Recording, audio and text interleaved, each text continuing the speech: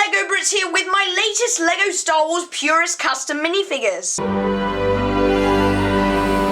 So recently I've been really getting into Star Wars Squadrons. I think it's an absolutely great game and I've really been enjoying playing the story mode. So I thought, what would be a better idea than to make some of my own Lego Star Wars custom minifigures with the pieces that I have based off characters from the video game. So here they are. So just like with the Mandalorian Season 2 Alien custom video, I'll be going over all 4 of these figures in the same video, however still going over these individually. So first up I'm going to go over who they are. So starting off here, we have Keo Venzie from Gaal Squadron, and Gaal Squadron is the rebel squadron that you get to play as in Squadron story mode. Over here we have Lyndon James, who is the commander of the rebels, and he's a really cool character. You see him back at the base quite often. We have Frisk, who is a pilot in the Gaal Squadron. I think he's a U-wing pilot, but I'm not too sure about that.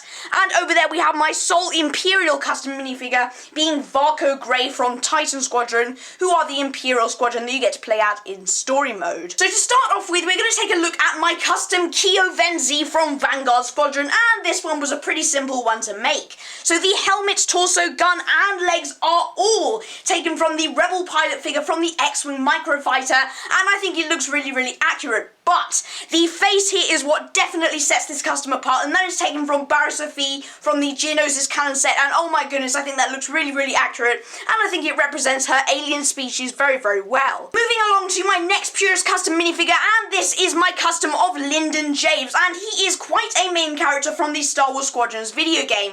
You have quite a bit of dialogue with him, and even though I don't sit through all of the dialogue that we do have with him, he is a very main character and is essential to the plot. So you can see that he is made up of 2 minifigures, one being Grief Karga, as you can see here, for the head and hair, and that was as accurate as I could make it. And over here you can see for the torso and legs, that's taken from the Rebel Soldier from the Rebel Trooper Battle Pack. My next figure here is Frisk, and he is my favourite character from the video game as far as I have got, and he is also my favourite custom to make. So the torso and legs here look really good, and they are from the U-wing pilot. Even the print is really accurate to how Frisk looks. I think it looks absolutely fantastic, and the Trandoshan head from the Mos Eisley Cantina I think perfectly represents his head. So there's Frisk there, he's a great character, and I think I made him into a great custom. And the final minifigure I'm going to show in this showcase is Varko Gray, who is my sole Titan Squadron member in the showcase, and I think he looks really good. So the slick back hair here is from Chirrut Imwe, and that looks great. The hair really looks very slick,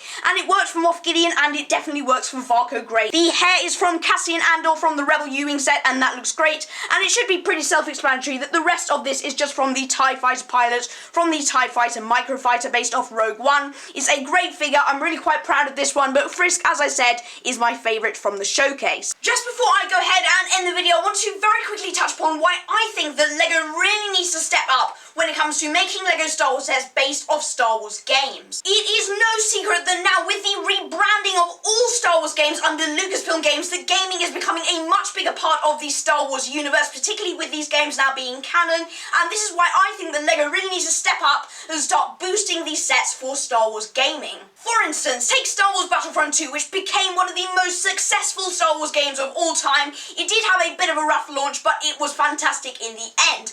And LEGO did make one set from it, being the Inferno Squad Battle Pack, which was a great battle pack and one I'd really like to get at another point, but that is not the point I'm trying to make here. They did make one set for that. So they set the precedent for at least making one set from the future Star Wars media. Then Fallen Order came along and we got absolutely no sets, despite it being such a massive Star Wars game with the Mantis as a ship and Cal Kestis versus the Inquisitor. We need these sets, LEGO, we definitely need these sets. We need sets from Fallen Order.